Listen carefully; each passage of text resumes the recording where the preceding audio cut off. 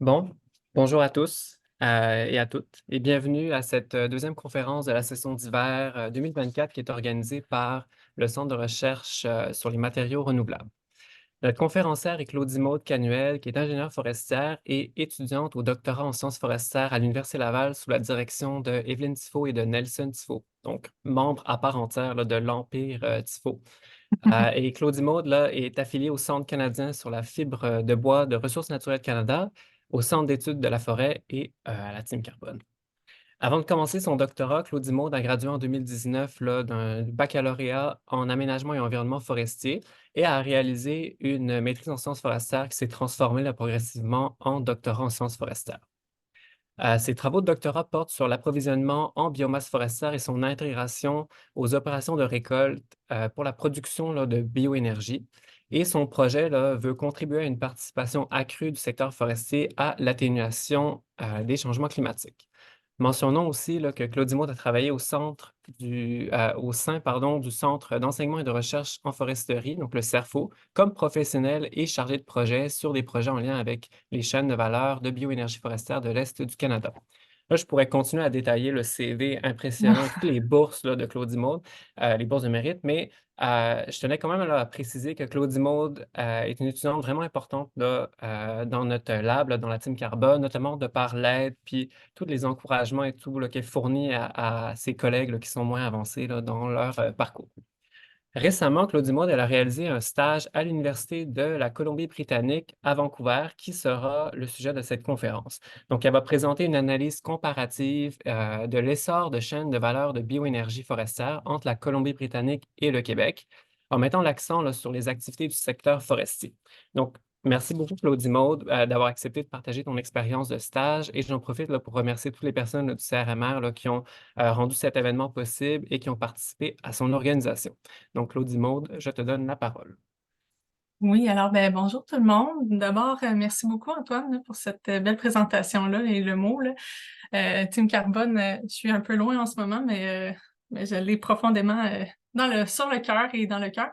Donc, c'est vraiment apprécié. Et aussi l'Université Laval et la faculté, bien sûr, très à cœur. Donc, merci à tout le monde d'être présent. Merci encore une fois au CRMR là, de me permettre de présenter là, ce que j'ai appris au cours des derniers mois. Ça me fait vraiment plaisir aussi de partager ça avec vous. Je tiens juste à souligner aujourd'hui que c'est pas, c'est bien sûr dans le cadre de mon doctorat, mais c'est pas mes travaux de recherche à moi là, que je veux présenter. Puis, je veux aussi souligner que j'ai fait un stage en Colombie-Britannique, comme Antoine l'a dit. Je suis une chercheuse et une ingénieure forestière d'abord du Québec. Donc, juste pour dire que je me prétends pas être une experte de la Colombie-Britannique, une forestière de la Colombie-Britannique, là, je tiens juste à le mentionner. Et voilà. Donc, mais je veux quand même vous présenter ce que moi j'ai appris comme ingénieure forestière du Québec et spécialisée en approvisionnement en biomasse forestière. Donc, sans plus tarder, je vais commencer par reconnaître que je me trouve actuellement sur le territoire ancestral non cédé de la nation Squamish et de la nation Tsleil-Waututh, ici en Colombie-Britannique. Donc, c'est pour ça que la conférence, elle est à distance. Comme Antoine le mentionnait, j'ai réalisé un stage. En fait, ce qui s'est passé, c'est que je suis allée voir Evelyne, ma directrice, puis je lui ai dit, j'adore le Québec, j'adore l'Université Laval, mais là, je pense qu'il est temps que j'élargisse mes horizons et que je comprenne un peu mieux qu'est-ce qui se passe ailleurs. Puis, de fil en aiguille, aussi avec l'aide de Sabrina Saint-Onge, que je remercie particulièrement. Sabrina Saint-Onge, qui était une étudiante en aménagement environnement forestier à l'Université Laval et qui termine maintenant sa maîtrise au laboratoire où est-ce que je suis allée, m'a vraiment aidé là, à rentrer en contact avec le docteur Dominic Rosser, ou professeur dans le système francophone, Dominic Rosser, à l'Université de la Colombie-Britannique. C'est un laboratoire en opération forestière. Ils ont différents sujets, dont la biomasse forestière, la bioéconomie. Donc, ça rentrait vraiment dans mon champ d'intérêt. Puis, ils m'ont accueilli de façon très chaleureuse, très humaine. Je vous invite à aller voir leurs travaux là, qui sont super pertinents et plus adaptés là, au contexte de la Colombie-Britannique. Donc, l'objectif de réaliser mon stage, c'est comme je disais, là, ça s'intégrait dans mon parcours au doctorat. Puis, bon, moi, je regarde des choses quand même particulières au cours de mon doctorat, mais j'ai réalisé de fil en aiguille avec les expériences et discussions aussi avec les différentes personnes, la littérature que j'ai lue, que oui, moi, je travaille pour voir à l'efficacité des opérations de récolte de biomasse forestière, plus particulièrement dans mes travaux, mais que l'implantation de systèmes de bioénergie forestière qui va être durable, eh bien, ça s'insère dans un contexte qui est beaucoup plus large que moi, qu'est-ce que je regarde actuellement dans mon doctorat.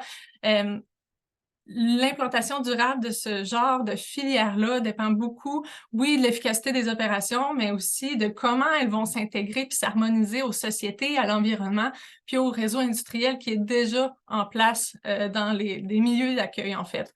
Et comme je disais, ben, je voulais un peu mieux comprendre qu'est-ce qui se passait dans le contexte plus large du Canada, ouvrir mes horizons. Donc, j'ai traversé le pays en août dernier, puis j'ai fait un stage durant la session d'automne dernière, et je suis encore... j'ai tiré un peu mon passage. Je suis encore en Colombie-Britannique présentement. Donc, je vais commencer parce que pour comprendre, comme je disais, c'est quand même un contexte large, là, la biomasse forestière et les bioénergies forestières. Donc, je veux commencer par faire un portrait du territoire forestier de la Colombie-Britannique. C'est un peu comme ça que j'ai commencé aussi mon apprentissage ici dans une autre province. D'abord, je veux souligner que les deux provinces, à la fois le Québec, à la fois la Colombie-Britannique, c'est vraiment deux provinces où est-ce que le secteur forestier est super important. C'est deux provinces aussi qui sont majoritairement couvertes de forêts également. Je vous amène vers le graphique de gauche. Le graphique de gauche montre le volume de bois rond récolté par année. Puis là, bon, l'évolution au fil des années. C'est juste pour vous montrer que la Colombie-Britannique, en raison, entre autres, là, de ces forêts qui sont assez productives, comparativement au Québec, évidemment, eh bien, elle contribue à près de 40%, là, et même un peu plus de 40% du volume de bois rond récolté par année au Canada. Donc, c'est pas négligeable là, comme contribution au secteur forestier canadien. En comparaison, le Québec, ben, on est une province forestière très importante, mais on contribue à 20% du volume de bois rond récolté dans l'ensemble du Canada par année. Si je vous amène vers le tableau de droite, si on regarde un petit peu plus les statistiques, eh bien, comme je disais, les deux provinces sont recouvertes majoritairement de forêts, encore plus à Colombie-Britannique, mais il demeure que la superficie des forêts du Québec, eh bien, elle contribue à environ 26% des forêts canadiennes, alors que la Colombie-Britannique contribue à environ 17% des forêts canadiennes. Là. Fait que c'est vraiment pour montrer à quel point la Colombie-Britannique là, a fourni bois, là, puis elle récolte du bois beaucoup là, en termes de volume par année. Une similitude entre les deux provinces, c'est qu'elles sont majoritairement recouvertes de forêts publiques. Le Québec a une plus grande contribution des forêts privées aussi là, dans son secteur forestier, mais ça reste que les deux provinces sont majoritairement administrées par les forêts publiques. Il y a aussi beaucoup d'aires protégées dans les deux provinces, beaucoup de parcs, énormément de parcs en Colombie-Britannique, puis une grande diversité, puis une grande richesse, un grand nombre de communautés autochtones également dans les deux provinces. Donc ça, c'est juste pour dire que dans les deux provinces, les autres valeurs de la forêt, pas seulement la fibre de bois, mais les autres richesses, que ce soit culturelles, que ce soit de la villégiature, etc., la chasse, pêche, etc., eh bien, c'est aussi important dans les deux provinces. Donc, c'est pour ça que je trouvais ça intéressant aussi de les comparer, parce que les sociétés peuvent être relativement similaires dans leurs envies, si je peux dire comme ça, puis leurs besoins. Maintenant, les deux provinces se distinguent quand même dans quelle forêt elles ont, pardon.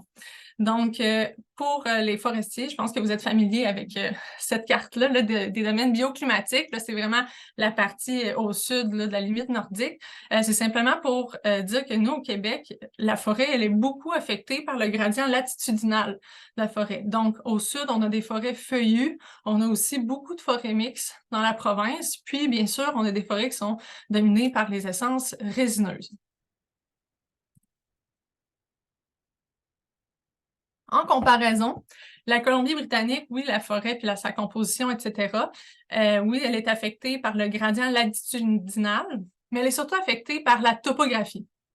Donc, la Colombie-Britannique, c'est sans surprise, je pense que tout le monde connaît les Rocheuses, mais la Colombie-Britannique est vraiment à l'est et à l'ouest. Je vais dire encadré, là, c'est pas un cadre, mais encadré par d'importantes chaînes de montagnes, les chaînes de montagnes Cascade et Saint-Élie à l'ouest, puis à l'est, c'est vraiment les Rocheuses, entre autres. Puis, ça fait en sorte que toute l'humidité de l'océan Pacifique vient se heurter aux montagnes de la côte, ce qui fait en sorte que toute la côte, là, c'est vraiment un climat humide, là. Il y a beaucoup, beaucoup de précipitations, mais tout ce qui est à l'intérieur, là, à l'intérieur de la province, c'est beaucoup des plateaux.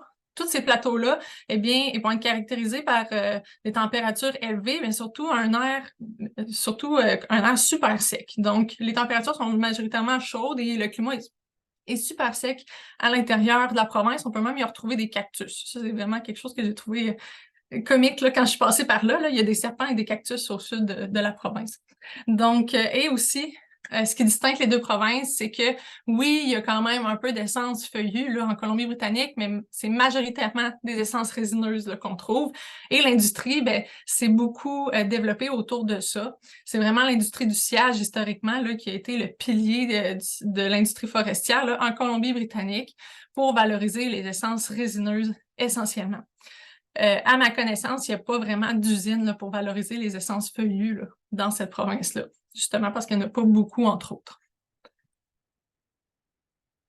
Maintenant, je nous amène vers les perturbations naturelles. Pourquoi? Parce que dans les deux provinces, c'est un facteur qui est super important dans la disponibilité de la fibre, puis ça l'affecte vraiment beaucoup là, la dynamique forestière des deux provinces. Je vais commencer par le feu, puis je l'ai surligné parce que le feu, c'est quelque chose de très, très, très important. Maintenant, au Québec, encore plus avec cette année, l'été qu'on a connu, mais surtout en Colombie-Britannique, et ce, depuis des décennies et des décennies. Moi, j'ai parlé à des forestiers, un entre autres, là, qui était, je pense, il était âgé de plus de 80 ans, puis il me disait que la principale activité durant l'été, c'est vraiment la lutte contre les feux là, en Colombie-Britannique. Et les chiffres sont là aussi, là, je vous ai donné un peu les statistiques là, pour que vous puissiez constater de vous-même l'importance des feux. Ça peut être un demi-million à 1 million d'hectares qui brûlent à chaque année, et ce jusqu'en 2022. Sinon, il y a aussi des épidémies d'insectes. Par exemple, le dendroctone du pin, que moi, je compare un peu avec la tordouche des bourgeons de l'épinette là, au Québec. Là. Le dendroctone du pin, il y a eu une grosse épidémie, entre autres, là, en 1980, qui a commencé en 1990, autour de ces années-là, puis qui a continué justement là, au début des années 2000. Puis c'est ça qui a affecté des grandes superficies puis une grande quantité de bois. Mais aussi une particularité, c'est que des fois, il peut y avoir des glissements de terrain. Il y a aussi des inondations, des avalanches, beaucoup là, en Colombie-Britannique, qui peuvent venir affecter la logistique de transport pour les opérations de récolte, mais aussi le transport en soi. Là. Donc, c'est quand même un portrait qui se ressemble, mais un peu différent. Moi, j'aime dire que tout est intense en Colombie-Britannique. C'est un peu de même que je me sens quand j'ai traversé le Canada, c'était un petit peu de même que je le ressentais. Maintenant, je veux quand même comparer, si je reviens aux feux de forêt, je veux quand même comparer à ce qu'on connaît au Québec, là, juste pour vous donner un ordre de grandeur. Au Québec, cette année, on a eu, vous le savez tous, là, une année record. C'était, selon la SOFEUR, c'est 1 million d'hectares dans la forêt aménagée là, qui a brûlé. Alors qu'en Colombie-Britannique, c'était aussi une année record. Il y a eu près de 3 millions d'hectares qui ont été brûlés cette année dans cette province-là.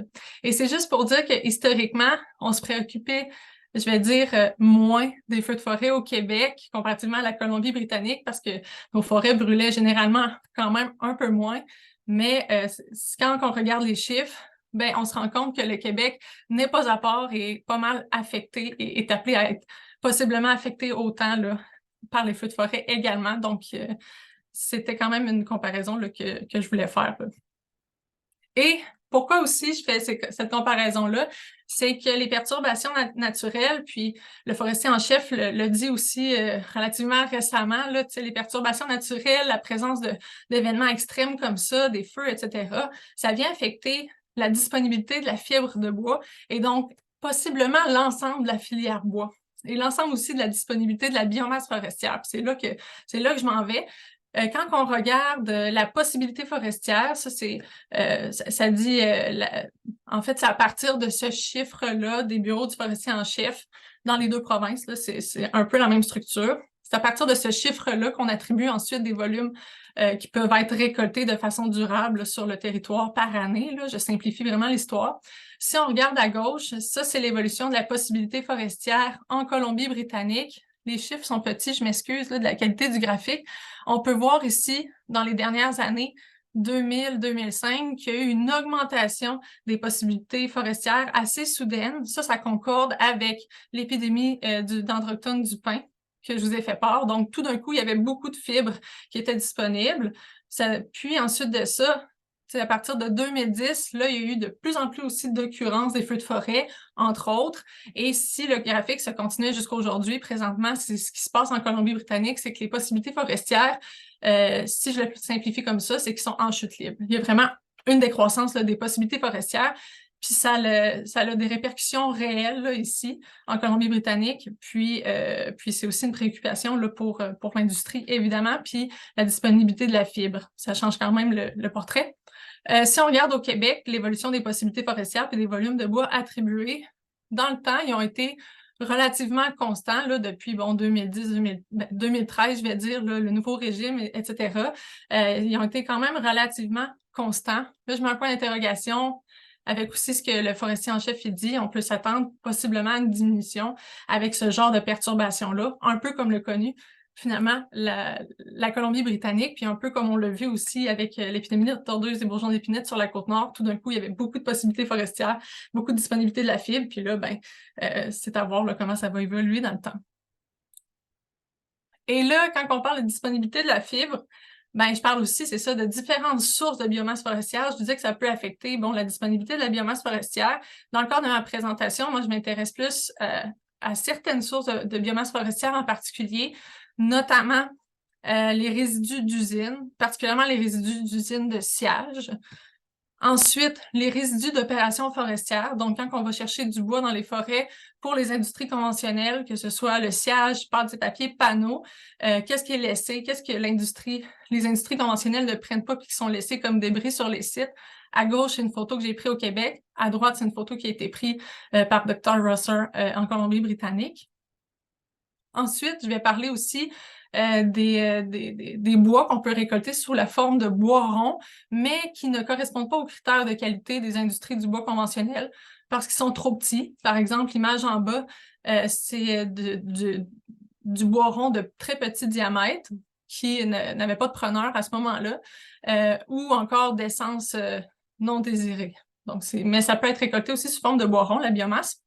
Puis, bien sûr, je vais parler de la biomasse sous forme de bois de perturbation, que ce soit d'insectes ou de feux de forêt. Ça, c'est un feu de forêt ici, un exemple, une photo. Les arbres étaient très petits.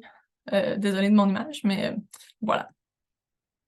Et là, comme je disais, les perturbations, entre autres, peuvent affecter, excusez-moi, je vais revenir, les différentes sources de biomasse forestière disponibles.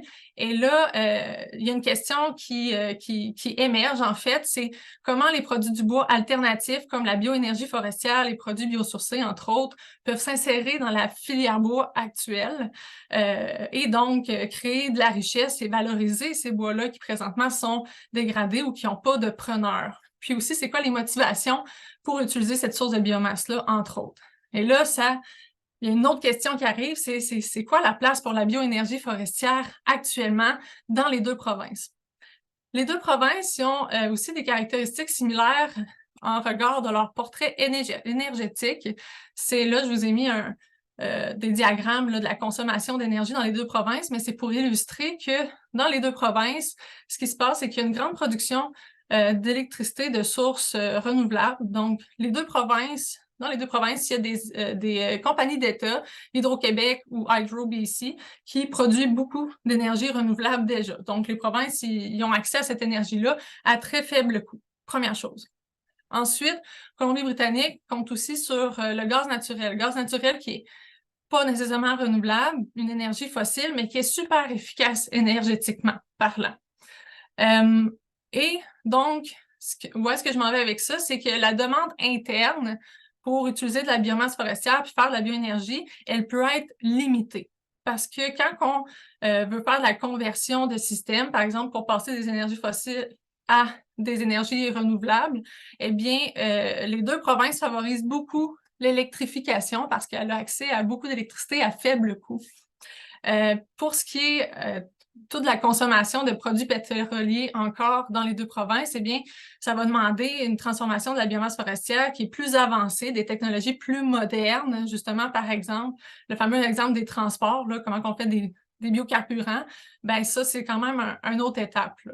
Et c'est pour ça que je dis que la demande interne, elle est limitée dans les deux provinces, c'est qu'il y a beaucoup d'électricité déjà là, pour convertir les systèmes qui sont, entre guillemets, plus facilement convertissables. Et donc là, ça m'amène en fait à vous présenter un peu le cheminement qu'a connu la Colombie-Britannique, justement pour identifier un peu plus la place de la bioénergie forestière dans cette province-là, puis comment qu'elle allait développer ce secteur-là, cette filière-là plutôt.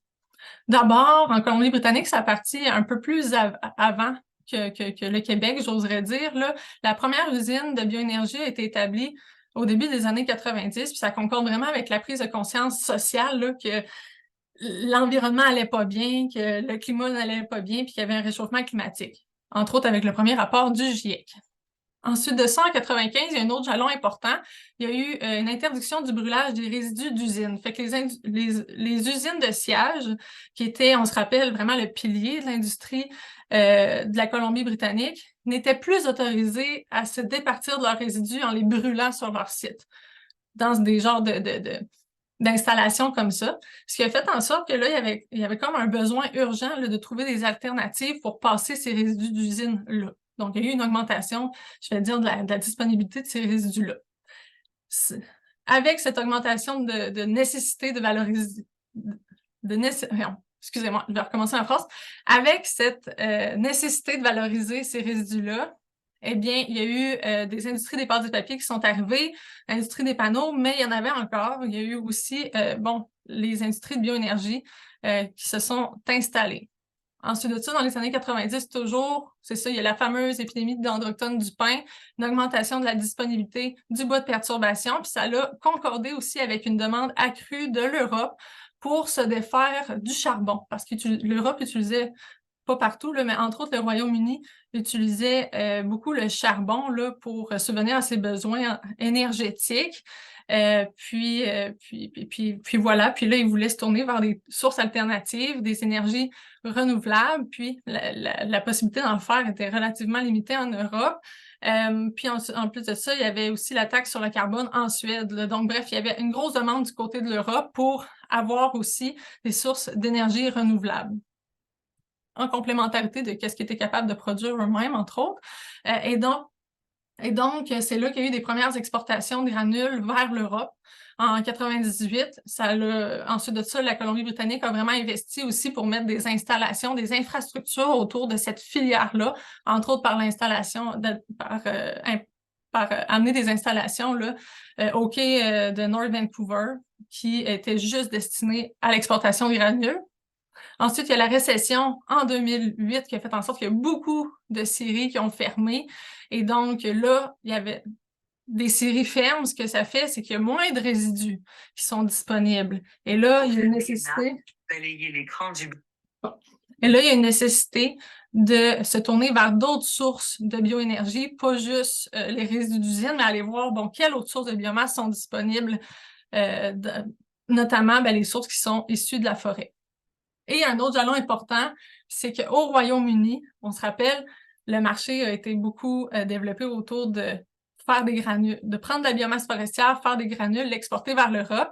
Et là, il y a une compagnie d'Europe qui s'appelle Drax, qui s'est engagée, qui était une compagnie de charbon, qui s'est engagée à produire 100% de son électricité à partir de biomasse en 2012. Et là, ça a un peu consolidé, en fait, le marché vers des granules pour l'exportation vers l'Europe. Et là, la Colombie-Britannique a continué d'investir, puis des compagnies privées aussi, pour faire des installations pour favoriser ces marchés-là. Un petit retour sur Drax. Cette compagnie-là, comme je disais, c'est une compagnie des Royaumes-Unis. Elle est venue acquérir, en fait, des usines de granules qui existaient déjà en Colombie-Britannique. Elle en a acquis présentement. En 2021, elle était rendue à 7 usines en Colombie-Britannique. Puis c'est juste pour vous montrer un peu l'échelle de grandeur là, de cette industrie-là. C'est que la capacité annuelle des usines elle est évaluée à 1 500 000 tonnes de granules par an en 2021. Comparativement, en 2021, le Québec produisait la moitié de, 500 000 tonnes de granules et de charbon de bois. Donc, c'est juste pour vous montrer un peu une échelle de grandeur. Mais ce qu'il faut dire, c'est que le Québec compte pas non plus juste sur l'industrie des granules là, pour le développement de la bioénergie forestière. Donc, ces chiffres-là sont juste pour montrer une échelle de grandeur, là, mais il faut dire aussi que le Québec utilise la biomasse forestière différemment, par exemple avec du bois de chauffage. Par exemple, ben là, il y a une bioraffinerie aussi, notamment à Port-Cartier. Donc, il y a d'autres projets aussi qui émergent au Québec, mais la Colombie-Britannique, elle, même s'il y a, par exemple, des usines de cogénération, ben, elle a vraiment misé là, sur l'industrie des granules. Et là, si je reviens aux sources de biomasse qui sont historiquement utilisées là, dans l'industrie des granules en Colombie-Britannique, eh bien, comme je disais, là, ça, c'est les chiffres pour 2017 à 2021. C'était beaucoup des résidus d'usines de première transformation. Et tranquillement, on migre vers aussi des sources de biomasse forestière qui sont issues de la forêt, notamment du bois rond de faible qualité, mais aussi là, du bush grid, c'est des branchailles, des cimes, etc., là, qui demandent d'habitude d'aller les broyer en forêt là, avec un broyeur portatif. Là, ce qu'il faut savoir, c'est qu'une telle migration aussi des sources de biomasse pour aller approvisionner ces fameuses filières-là de bioénergie, bien, ça a quand même différentes implications pour le secteur forestier, différentes implications aussi bon, bien sûr, l'environnement, mais pour aussi les promoteurs de projets de bioénergie forestière. C'est que pourquoi, historiquement, c'est beaucoup, bon, les résidus du sciage qui sont prisés, c'est parce que généralement, ils ont une meilleure qualité. En plus de ça, ben, tous les coûts qui sont associés, puis les responsabilités qui sont associées à la récolte de ces bois-là en forêt, ben, sont assurés déjà par le premier utilisateur. Donc, ça fait en sorte que tout ce qui est logistique de transport, etc., c'est quand même simplifié. Puis aussi, donc voilà. Mais par contre, ce qu'il faut savoir avec cette source de biomasse-là, c'est que souvent, il y a une compétition quand même accrue avec les autres industries. C'est que les bioénergies forestières, par exemple, c'est pas les seuls qui vont vouloir cette source de biomasse-là. Il y a aussi, par exemple, l'industrie des pâtes et papiers, l'industrie des panneaux, par exemple, qui pourraient vouloir aussi utiliser cette source de biomasse-là. Pour ce qui est des bois de perturbation, son implication, c'est que sa disponibilité, ben, elle peut être très variable dans le temps, puis très sporadique aussi. Par exemple, en 2023, avec les feux du Québec, tout d'un coup, il y a beaucoup de feux de perturbation, de feux de forêt, de bois issus de feux de forêt à aller chercher, mais ça se peut que ça ne reste pas de même non plus dans le temps. Donc, il faut être capable de se mobiliser pour aller chercher ces bois-là, mais ensuite de ça, capable de les stocker, etc. Donc, ça, c'est une particularité là, de cette source de biomasse-là. Ce qu'il faut savoir, c'est que des fois, ces sources de biomasse-là aussi vont avoir plus de contaminants, vont être en général je vais dire, difficiles à traiter. Ce qui s'est vu en Colombie-Britannique, entre autres, c'est que les usines, pour être capables de transformer ces sources de biomasse-là, ce qu'ils ont fait, c'est qu'ils se sont dotés de systèmes de décontaminants, entre autres. Puis aussi, une particularité, c'est que aller chercher ces bois-là demande une certaine distribution des coûts et responsabilités de la récolte du bois-là. Donc, il faut vraiment s'harmoniser avec le secteur forestier et ses activités déjà. Même chose, un peu la même histoire là, pour les résidus d'opérations forestières, surtout les résidus sous forme de branchailles. Là, des fois, les coûts peuvent être élevés parce qu'il va falloir amener, entre autres, d'autres équipements en forêt. Il peut y avoir la présence de contaminants. La capacité d'aller les récolter en forêt dépend beaucoup des opérations du premier utilisateur. Donc, ça prend une harmonisation entre les différents utilisateurs de la fibre là, sur un même territoire. Ça peut être un défi, là, tout dépendant du système d'attribution des bois et des responsabilités forestières là, qui sont en cours et qui sont en usage là, dans les provinces. Ça pose aussi des questions à savoir, c'est qui va assumer ces coûts-là? C'est qui va assumer les responsabilités de la récolte? Puis, il faut savoir aussi que généralement, un défi d'aller chercher ces sources de biomasse-là, c'est qu'ils sont généralement administrés dans un système différent, puis un système de mesurage des bois aussi qui est différent des bois pour les industries du bois conventionnelles. C'est un peu la même chose pour le bois rond. Par contre, aller chercher de la biomasse sous forme de bois rond, ça a l'avantage de s'intégrer généralement mieux avec le système de mesurage des bois, mais aussi les opérations de récolte là, pour les industries du bois conventionnelles. Par contre, ça dépend encore, là, ça prend une harmonisation avec les différents preneurs là, sur un site forestier. Ça pose encore des questions sur qui assume les coûts, qui assume les responsabilités. Puis c'est aussi administré là, par un système différent d'attribution des bois, même si ça peut être, ça peut faire partie là, du même système de mesurage des bois, entre autres. Là. Et là, ça m'amène aux résidus forestiers. Ce qu'il faut savoir aussi, c'est que les deux provinces ont des motivations différentes pour mobiliser les résidus forestiers puis en faire de la bioénergie. Pour ce qui est de la Colombie-Britannique, le business as usual, qu'est-ce qu'ils font souvent, en fait, pas systématiquement, mais souvent dans leur pratique, c'est qu'à cause des grands risques de feux de forêt, ils sont obligés de gérer les résidus forestiers après la coupe, entre autres en les mettant en andin, de sorte que le feu puisse moins se propager là, dans les débris après la coupe. Puis des fois, ils vont même utiliser le brûlage dirigé là, pour gérer ça.